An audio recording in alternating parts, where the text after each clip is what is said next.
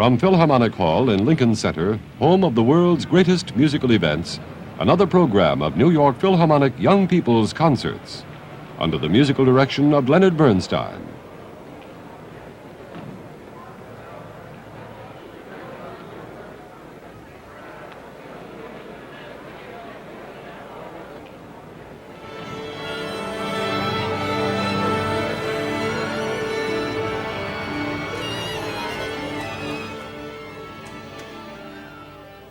And here is Mr. Bernstein.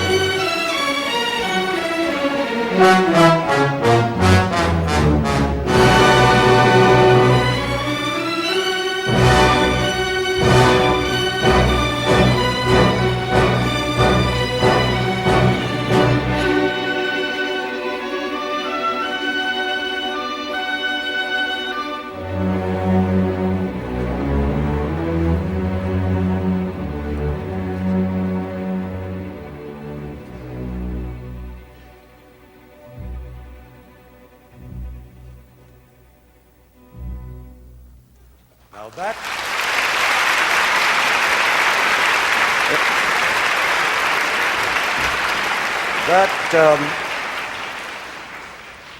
that haunting and original piece of music is from a ballet by Tchaikovsky called Swan Lake. Now, who says ballet music is no good without the ballet? Well, many people say so, which I suppose is why ballet music rarely gets played on symphony programs. But after all, I ask myself, why not? There's so much wonderful music to be found within certain ballets that if we choose our program wisely and well, we can have a ball. We might even learn something, who knows? So we're going to limit ourselves today to only two ballet scores, Tchaikovsky's Swan Lake and Stravinsky's Firebird, both great and popular ballets, and both about birds. Now, why birds? Well, I guess birds are a natural symbol in ballet because they fly, and flying is the age-old dream of man, and ballet is the perfect place for man to dream of flying, man being an earthbound creature in whom there's always been a deep desire for the freedom of flight, the defiance of gravity. And so this soaring swan and this flying firebird are symbolically the very heart of ballet. But enough about the birds. What else do these two ballets have in common?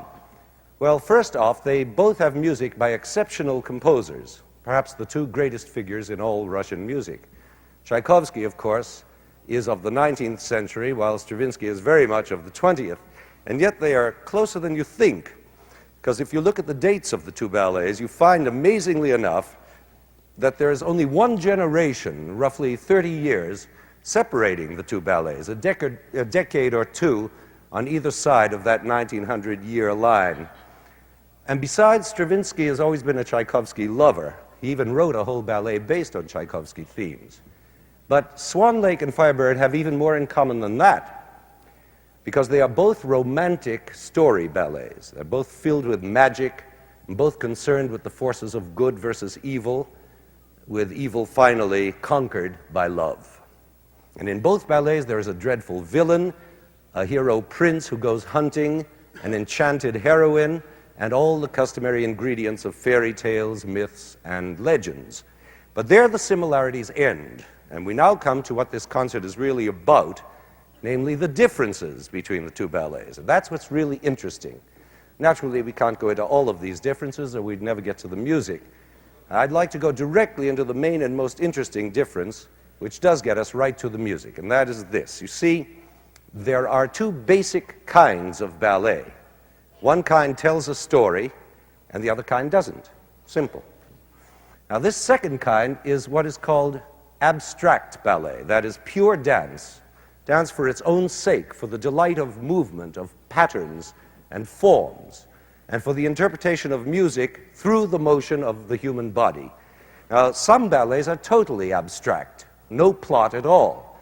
For example, Les Sylphides, with music by Chopin. It's all dance and no story. Whereas other ballets are all story from beginning to end, like Stravinsky's Firebird, which we're going to hear later. But Swan Lake is a combination of both. That is, it has a tale to tell. Much of the dancing centers about the adventures of that hero prince, the swan queen heroine, and the nasty magician villain. But the ballet is also full of separate set pieces, that is, dances that have almost nothing to do with the story. They're just entertainment, momentary diversions, comedy interludes, or sheer acrobatics. Now, such numbers are often shifted about from one spot to another, or even from one act to another, or they're shortened, or reorchestrated, or even cut out completely, depending on the taste of the choreographer who happens to be in charge of any given production. In other words, they're expendable, even interchangeable. And yet, strangely enough, it's these very numbers that give Swan Lake its classical quality, that make it part of the old tradition of classical dancing for its own sake. Can you understand that? In other words, Swan Lake is both romantic and classical. It's both narrative and abstract. So, for these reasons, the music we're going to play from Swan Lake will be of the abstract kind, having little, if anything, to do with the story, just to point up the difference between it and Firebird, which is all story music. Now, we're going to start with what's called a pas de deux, which means a dance for two people, a duet. Now, a pas de deux can be any kind of dance, slow or fast, long, short, for male or female dancers. But the classical pas de deux, as developed by the great traditional choreographers, has to follow a certain prescribed form, which is what makes it classical, of course. And this form is a sort of suite, that is a group of several pieces, usually 4 in number, danced by the leading male star and the leading female star of the company. She is known as the prima ballerina, and he as the premier danseur. Why she is in Italian and he's in French is one of those great unsolved mysteries. Anyway, there they are with a 4-part suite to dance. The first part is for the two of them, and almost always includes what is called an adagio, or a slow dance of love, featuring the ballerina, who is partnered, supported, lifted, escorted, and otherwise gallantly attended by her noble danseur. Then, after much applause and bowing, the ballerina retires to the wings, and there follows the so-called male variation, usually a vigorous show-off piece in which the man does his utmost to defy gravity. Then comes the third part, the female variation, a more graceful solo for the lady. And finally, part 4, which is known as the coda, an exciting, brilliant finish for both dancers, calculated to bring down the house. Now, this pas de deux from Swan Lake we're about to play is one of those shifting numbers I was talking about, which is to be found in Act 1 of the original score of Swan Lake, but more often these days appears in Act 3 under the title of The Black Swan Pas de Deux. So you can see that its connection with the storyline is at best a rather loose one, and I won't even bother you with it. Let's just listen to this charming, abstract dance music. Now, first, here is part 1, which is a short opening waltz leading into that romantic adagio, or love duet.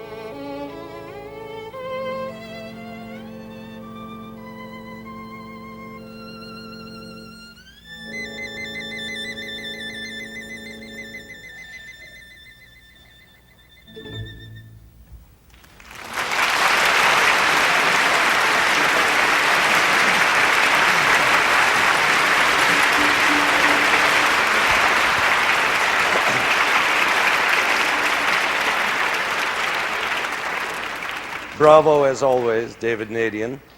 Now, on that last high violin trill of his, the ballerina, who has finished in a dangerously balanced position on toe point, supported by her partner, is suddenly left unsupported by him for a brief, hair-raising moment. The audience gasps and then screams with joy. Now it's the male dancer's turn. Poor man, he's done almost nothing for 3 acts but serve the ballerina as a supporting partner. And now in this tiny variation, he gets his one big chance to pull out all the stops and display his virtuosity.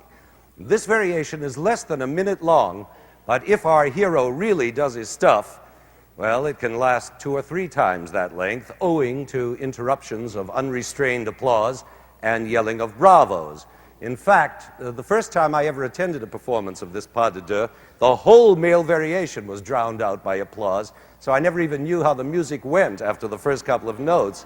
So listen hard. This may be your only chance to hear this piece from beginning to end.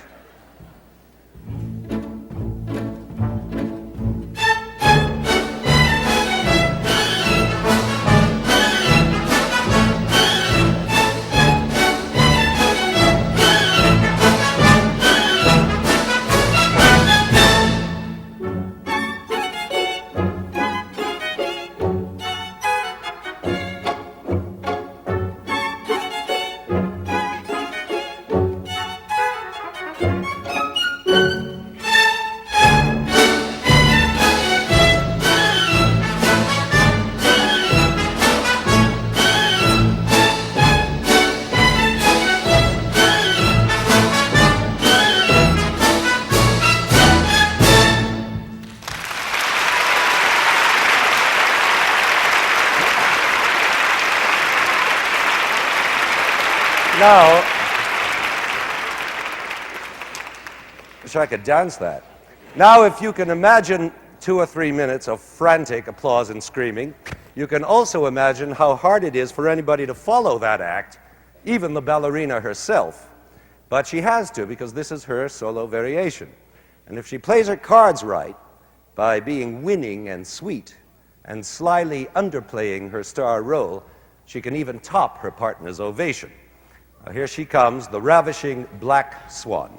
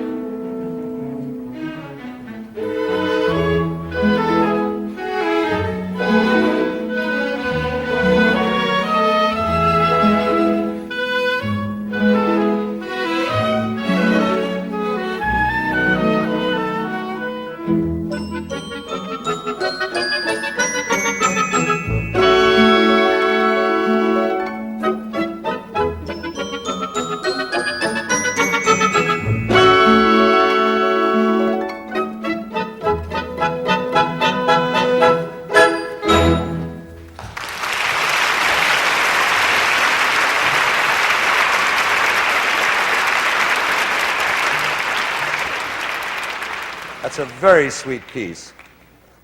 Now, the topper of toppers, the coda, with the glamorous couple dancing together, then separately, then together again, thrill after thrill.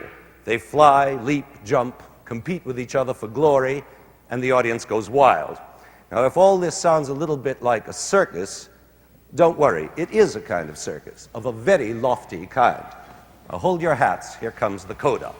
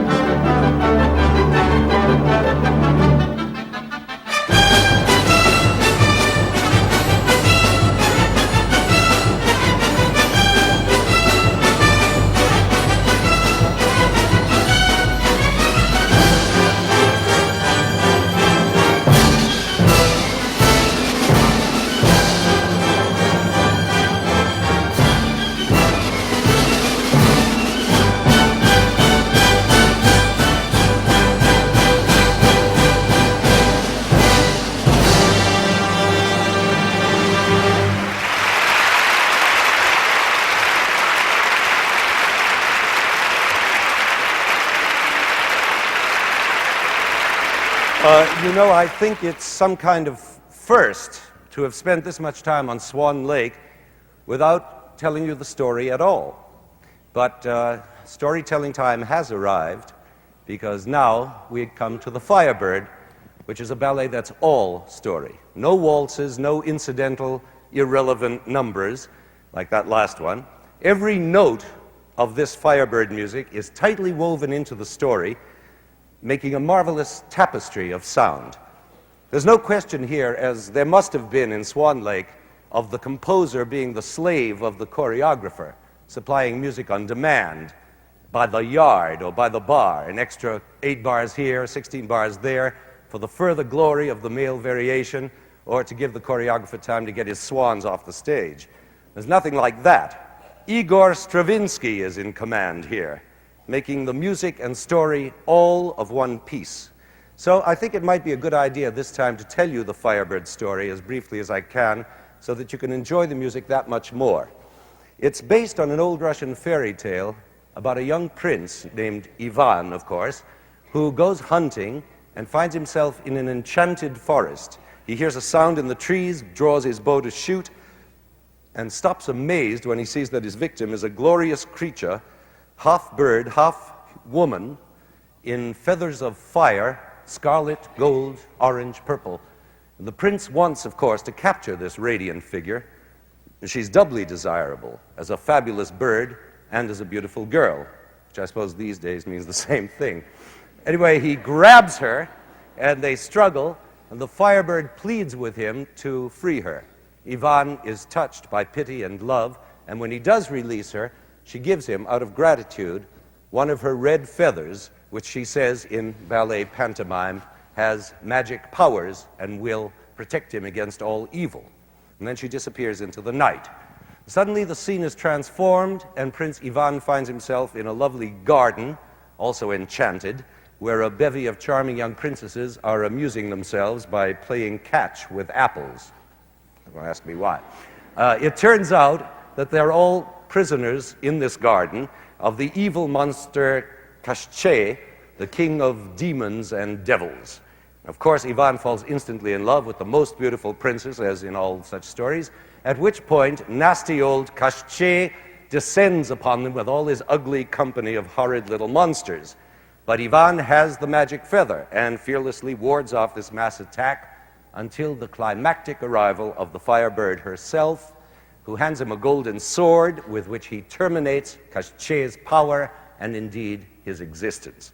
As Koschei dies, his demons collapse as well. The princesses are freed. The Firebird puts all the evil spirits to sleep forever and flies away. All is well.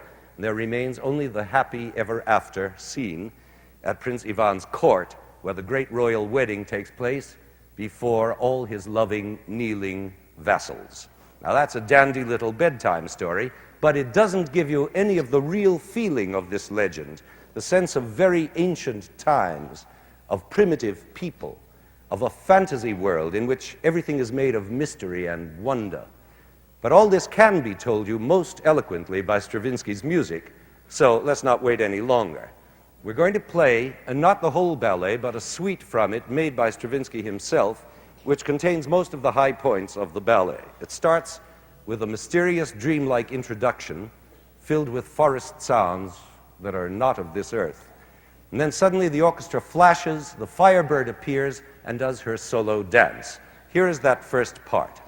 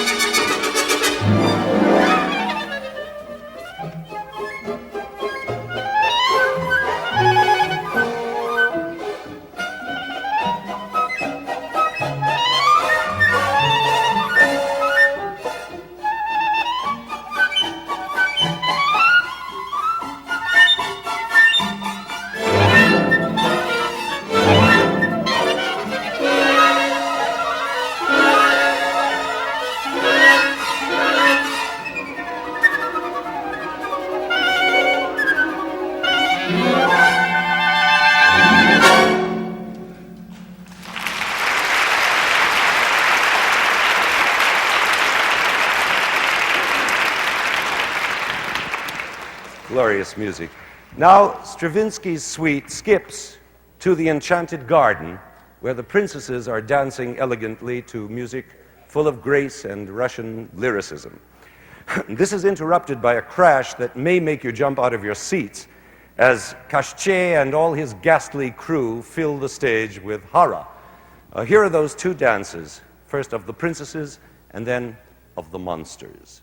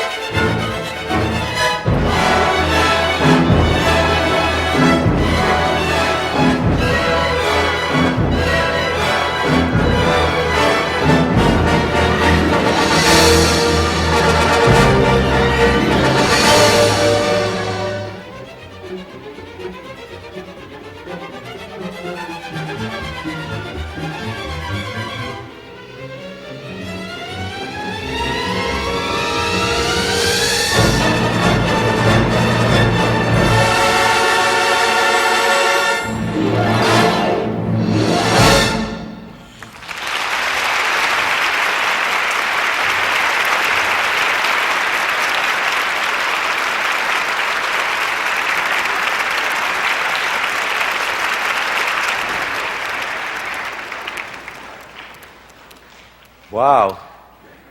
Those monsters can really take it out of you. But now for the end. Koshchei is a goner, and we now hear the famous Russian lullaby with which the Firebird puts all the demons to eternal sleep. The transition from this lullaby to the final scene is one of the most magical moments in all music. Everything is paralyzed with sleep and stillness. And the music hovers in the air with extraordinary shifting harmonies that actually seem to convey the presence of the supernatural.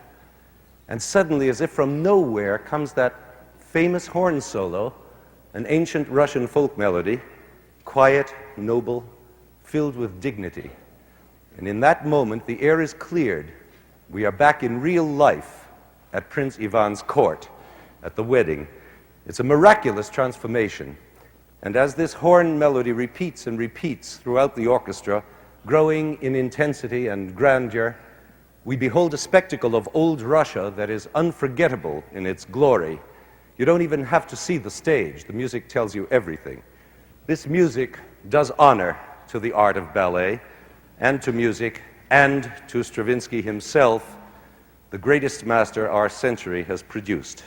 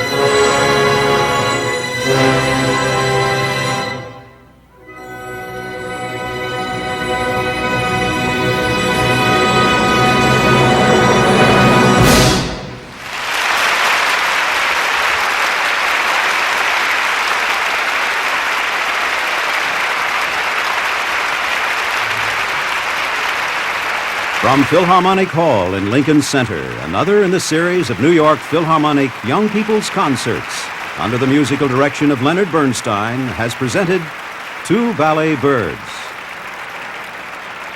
Heard in today's program were excerpts from Act Two and Act Three of Tchaikovsky's ballet Swan Lake, and a suite from the ballet The Firebird by Igor Stravinsky.